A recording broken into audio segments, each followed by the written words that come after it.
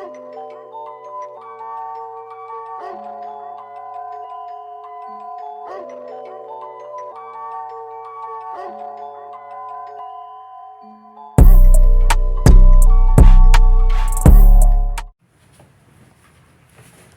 on live over here? Yeah. Okay. What's going on, everybody? This is Shantae, and this is episode 6 of Live with Shantae, and this is our first travel episode. All right, so here I am sitting here with, I know him as Chi. I don't know what everybody else know him as, but I know him as Chi. And so we are here to discuss his dog breeding business that he has started up. So for those who doesn't know Chi, introduce yourself to my audience. Alright, my real name is Yasim Warfield. Born and raised Crockett, Texas. I moved out of Waco about 4 years ago. And I've been up here ever since. Okay. So when I met you was cutting chickens. Yeah, that wasn't getting it. We was cutting chickens when I met you. So how do you go from cutting chickens to breeding dogs? Alright, it first started off like I had my own, like I had a little bullshit pit bull a little, like I sold them for like 500 to 800. I always been doing dogs for forever. But when I finally sold them, I was like, man, hold on, I might need to do some more of this shit. I might need to take this more serious. I moved to Waco. I bought a Merle XL Bully. And since then, I was like, nah, I'm going to use him to start my kennel. Like, I didn't have no kennel name. I wasn't a kennel. It wasn't none of that. I got him. I was like, man, now I need a kennel name. I called up my brother, hey, bro, I need help with a kennel name. He told me, he was like, well, you got the shag. Your name Chi, we call you Cheese. We just gonna go with Black Cheezy Kennels, and it's stuck ever since then. Okay, cause see, I didn't know that said cheesy. Yeah. I thought that was a T. Okay. Black Cheezy Kennel. Okay, there we go. Okay, so what made you want to move to Waco to do that? What it was, it really like, I moved to Waco for the job opportunities, cause like they got so many temp agencies, it's easy to get a job. Then I just really had to relocate. Because being in Crockett, Texas, it's not that many people that actually just fool with the dogs and in the dog game like that. So when I moved to Waco, I started seeing all the exotic bullies, the pocket bullies, the bulldogs. I was like, this right here, this might be where I can grow further and get more knowledge on what I need to do to actually pursue my dreams and what I really want to do. Okay, so what made you like start taking it seriously? Like, what was the moment that you said, okay, this is what I'm gonna do, and I'm gonna put my all into it? Man, first off, it was like I had the support from my brothers from day jump. Finally found something to keep me out of trouble, to keep me focused, and then it was like I say, when I sold my first litter, it was a wrap. That's all it took. What was that amount? Tell the people what that. Don't lie on the number. Man, I can't lie on the number. My first, they was just pit bulls, no paper, nothing. I sold maybe 6 puppies, and I cleared $3K off of those 6 puppies. No papers, no nothing. And that's one day. One day. $3,000 in a day. Sold out unless the puppy was born. When they turned 3 weeks, that's already sold. Nothing. So basically, like pre-order. Yeah. So is that why when people they'll know that their dog's about to have puppies, and so they'll go ahead and have people pre-order? Some people do, some people don't. I like to wait because, if I take your money right now, let's say that puppy you want to die, and this die, that's on me. So and I gotta give you that back. That's only right. Right. So I really like to wait till they 2 weeks. When they puppies hit 2 weeks, they got a higher chance of at least surviving. So when they turn 2 weeks, I keep promoting. Now we taking deposits. The deposit, it secures your pup, the shots, the ear cropping, whatever you want to do, it secures that pig. So when you put that deposit in, the puppy healthy and all that, by the time it go home to you, it ain't on me. If that puppy go home to you and it been home with you, and I got a contract to where 72 hours, if anything happened to that puppy, come back to me. After those 72 hours, it's not on me. The puppy was healthy when you got it from me. It was healthy when it got to your house. Now if the puppy down on you, I can't refund that deposit after those contract agreements. Okay, and so that's why the contract agreement is in place. Yes.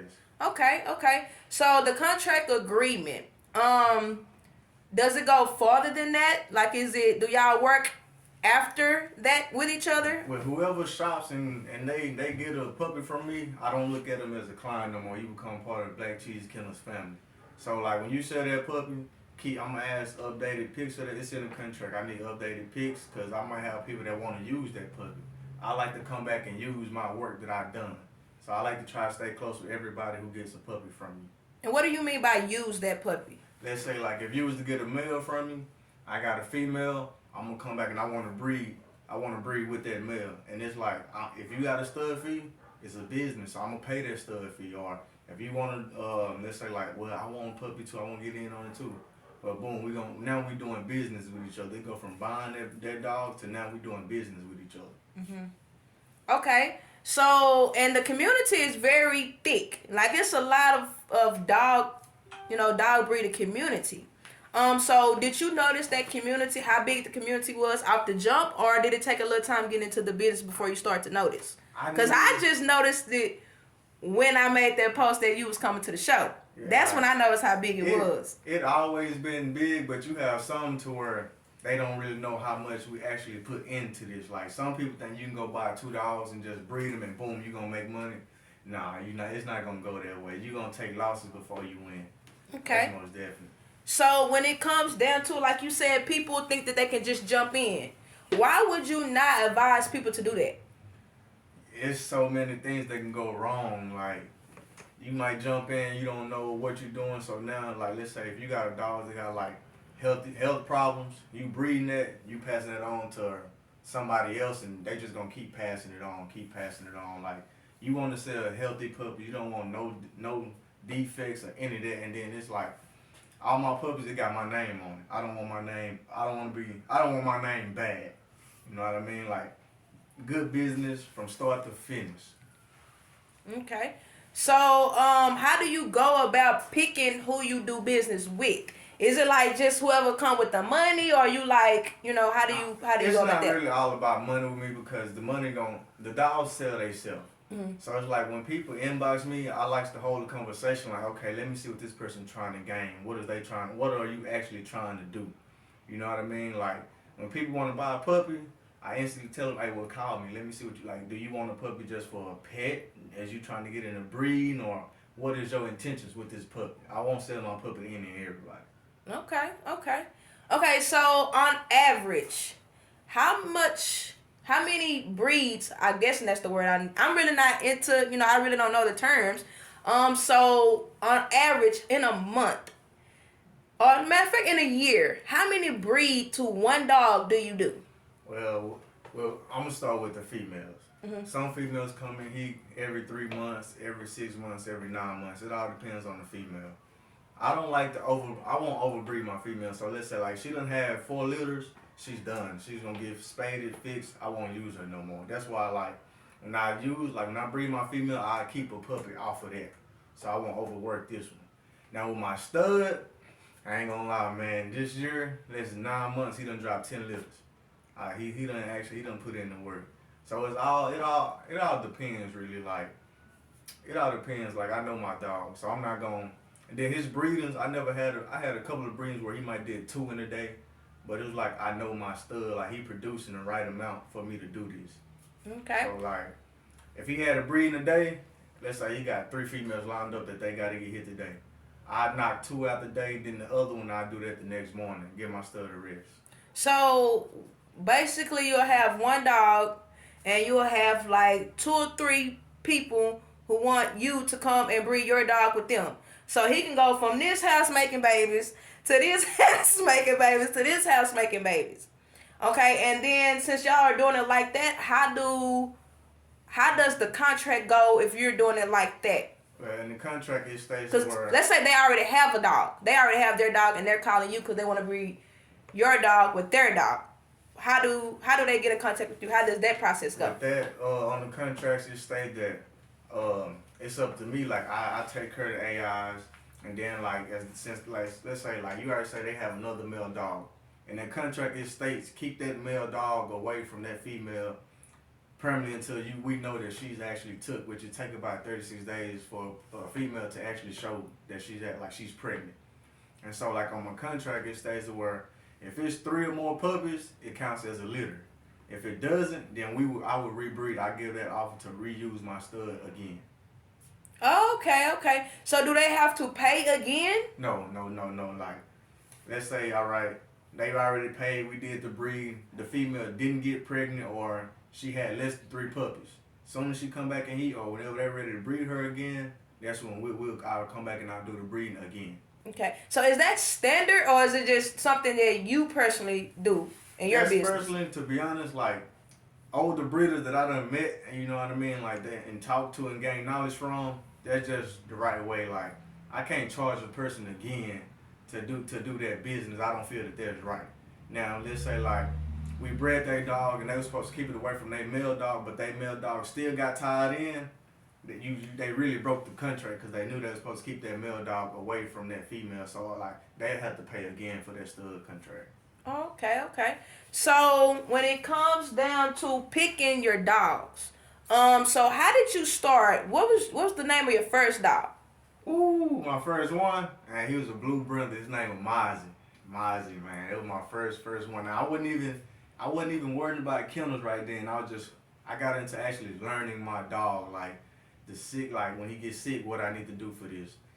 How his personality, like I'm watching this dog, like what is this dog, like what do I want in a dog? And he was the one I wanted in a dog, but they ended up stealing my dog, so I had to start over. And so that's when I was like, I got Jit. I was like, this ain't nobody stealing this dog. And that's why you go, cause you be talking about Jit every day. Yeah, that's what got he walking the yard. Yeah. he the man of the count. You know what I mean? That what made me. I want a kennel. I want to run my own kennel. Like I'm gonna take this serious. Right. So do you still work a regular 9 to 5? Yes.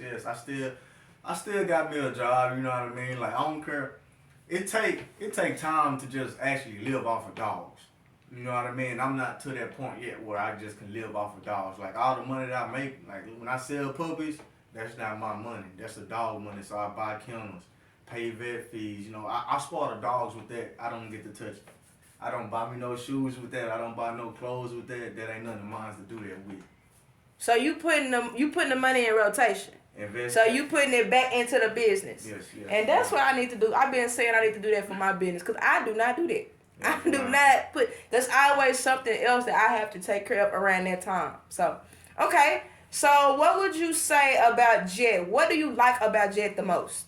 Man, what I like about Jet the most, first off, I didn't know what a Merle was till I moved to Waco. What is a Merle? A Merle is like, it's the certain pattern that they have, and it's not a color, it's a gene. So to get that, you have the male or the female have to have that gene. You can't breed like 2 blues or 2 tries and expect to get that Merle color. It don't work that way. And so when I got him, I was like, man, and I got him for a steal. I was like, man, you know what? It's time for me to give back and bless the community with it. And so really, ever since I got him, I wasn't expecting him to get that big. I didn't look at him for the size. That's what I wanted. I knew what I wanted. And as he got older, he started growing, popping. He started looking even better. I was like, man, I really hit a gold mine on him. You know what I mean? Then he started showing me that he had the potential to start me off of he's the perfect start for what I was doing. Mm-hmm. And then you also have Mike Larry. That's Jit's son right there. Why you not a dog, Mike Larry? It's only one, you know, like it's only one. Like Mike Larry, I love bad boys, and Mike Larry was that man. You know what I mean? So it fit that puppy. It fit that puppy perfect. Mm-hmm. He's sexy as fuck. Like he got the potential. Like he's taking the spotlight from him. I love Jit, but he got some competition. Ow. He outproduced himself and blessed me with Mike Larry, and like Mike Larry's gonna take my kennel to the next level. I got big faith in him. He gonna do it. Okay, so it's dogs competitions. Have you participated in any? No, I haven't stepped out to no dog shows yet. I want to, but I'm gonna be honest. Like I'm finally starting to get out of my comfort zone. I was scared. You know what I mean? Why? I must be honest. I was scared because it's like in the dog world, there's so many eyes on what a perfect dog should be. You know what I mean? Like I love mine. I got a big hope of mine. But then when I see the others, I be like, damn, no, mine's not ready yet. And then everybody else, they tell me like, bro, you tripping, you sleep, bring them, bro. They look good, you know what I mean? Like, they look good. So starting next year, we're gonna finally start stepping out because everybody that I network with on Facebook and everything, they still haven't yet to start Jet in person or Mike in person. So I'm gonna start doing better on networking, actually going to the dog shows and actually competing in them. So y'all heard that he said 2022, Mike, Larry, and Jet coming. Yeah. So all right, we gonna see. You know, David Thomas be doing he do a show every year. He just started it like 2 years ago. So it's in Corsicana. Yeah. So I hope I'm gonna come just to see if you gonna be there because you said it on the show. I had to miss the last one because of, you know what I mean, like personal issues. You know, my little probation officer and everything. But that done been fixed and solved. So now we actually okay to leave the county and start doing business outside of Waco County. So you was mainly doing things in Waco because you was kind of restricted. Yeah. Okay. So now we're gonna go and show everybody the dogs. Unfortunately, if you are on Cheese Live right now, we gotta cut it short because you have to go over to my YouTube channel, Live with Shantae, at 7 p.m. tonight, and you will be able to see the rest. Okay. So again, do not forget, you go over to YouTube at 7 p.m. and you will see the rest, okay? So thank y'all for everyone who tuned in to his live video. But I'm sorry, y'all, we got to cut y'all short because we need y'all to come over to YouTube and finish the episode out with us. So we going to cut y'all off right here, Facebook. I'm sorry, we're going to cut y'all off right here, Facebook.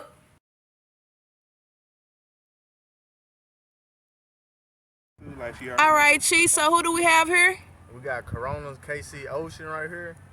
She'll be 2 December the 27th. And her name is that. I didn't name her that. The kennel that produced her, they named her that, so I just kept it. I ain't want to change it. She already know it. Wasn't no point in changing. And she's actually going to get bred to Up One Bullies Champion Diesel. We did the first AI last night, and we're going to do the second one again tonight. What is the AI? It's where you jack the dog off, you know what I mean? Then you... Hold on, stop. Yeah. You said what? You got to jack the dog off. You got to do it personally. I know how. The vets do it, but like I know how. And it's where you insert it in the female on your own. Artificial insemination? Yeah, artificial insemination. And then it's really because it's take less pressure and less stress off for the male and the female. Okay.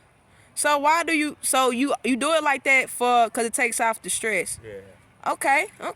For example, if that male too heavy, she won't like he's a stud, like he's a gorilla, so like every time he might hop on her, she gonna lay down. Okay. What? Alright, okay. Who else we got back here?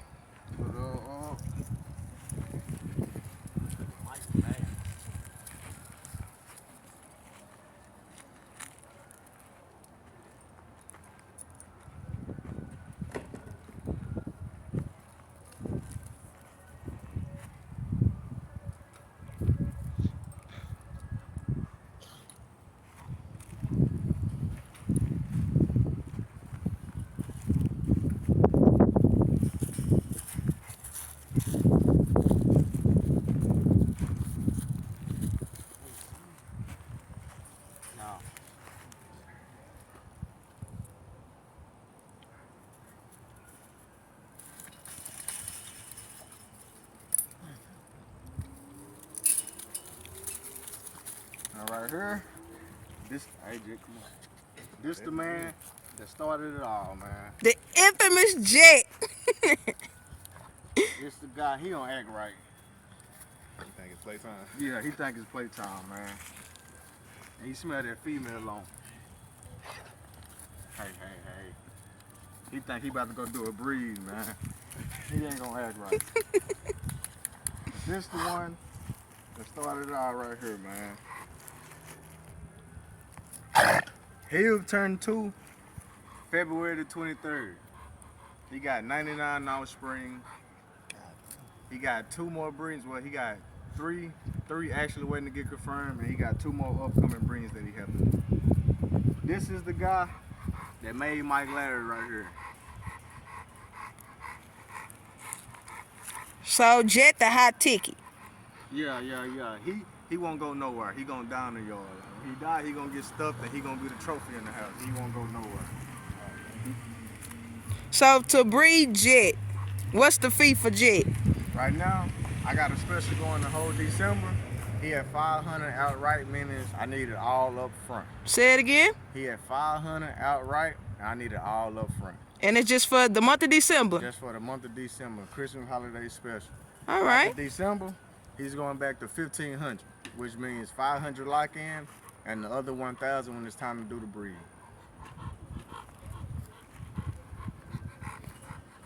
And there go Jet, y'all. Last but not least, I only need this with Mike. Oh, Michael behave. Oh man, he's a statue, man.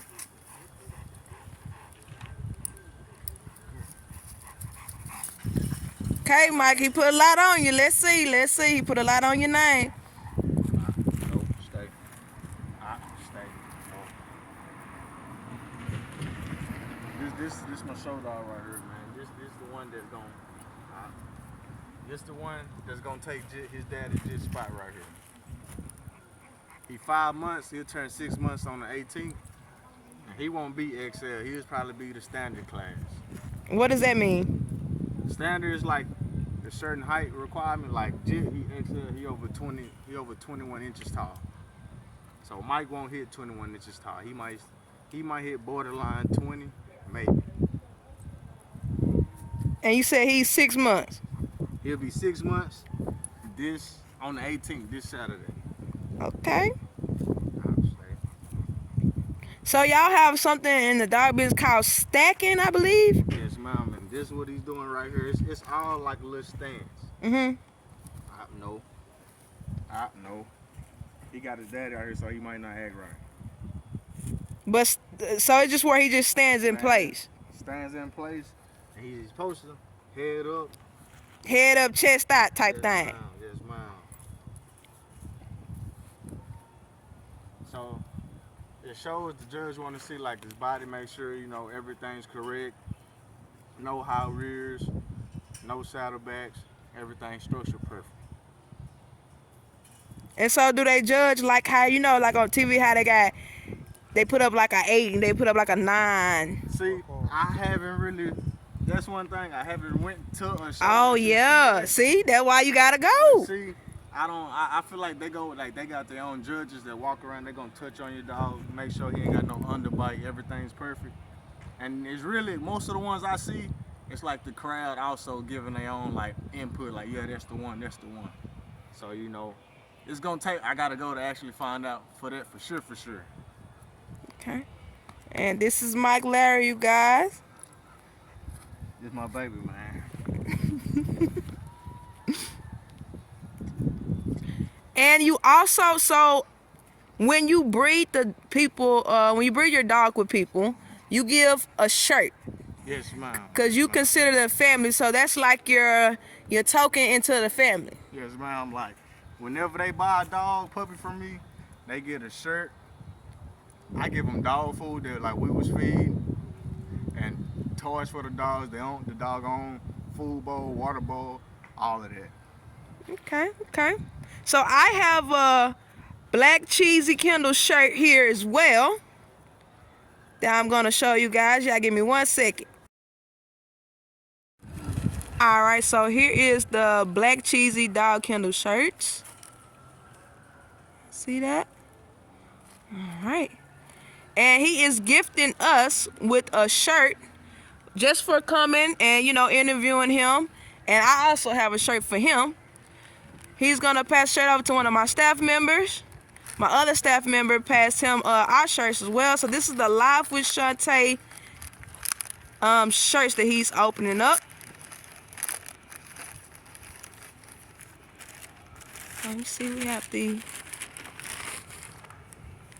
Alright, y'all see that? Then we got the Live with Shantae shirts. Look at her, man. Okay, Chief, so I want to welcome you to the Live with Shantae family. Thank you for being one of my guests. And I also, I am honored to have one of these shirts, man. They look good. I don't know who did the shirts. I'm actually jealous because you should have came to me, but we're not going to talk about that. We're going to let you make it on that. But again, thank you so much, Chi, man. This was a great interview, man. Thank you for having me. Thank you. Thank you for being my first travel interview. No problem. Individual. Okay, but we're going to do more, man. Live with Shantae. We're going to do more. We're going to keep up with Black Cheezy Kendall. Anything you want to tell the audience before we go?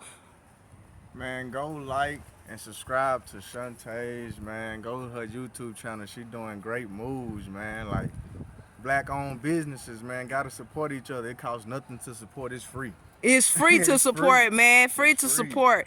Again, y'all don't forget to subscribe to Live with Shantae on YouTube. Again, that is Live with Shantae on YouTube.